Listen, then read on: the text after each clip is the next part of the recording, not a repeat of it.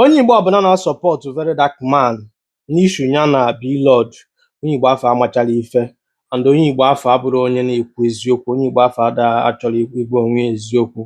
Mana ọ bụrụ na onye Igbo na-asọpọtụ Blord kịta n'ishu ya na Verydarkblackman, onye Igbo ahụ bụ onye eziokwu and onye Igbo ahụ bụ onye ma ife.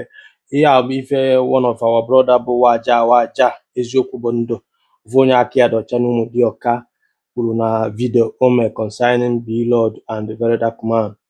Mana nwere ife nchọrọ ịgwa nna ya ukwu a bụ waja ndị Igbo si dat na uche bụ akpa, onye ọbụla nya nke ya, onye na uche abụ n'ofu.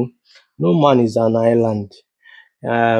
Ịpụta na social media na-ekiri m that na you are wise or you are intelligent, you are smart, you are knowledgeable, ịma na ị na-eme mistake because ị ga-ada sooner or later. Ma ọ bụkwa na ịpụta na social media na-ekiri m that na ị dị wise, ị dị intelligent, ị dị smart.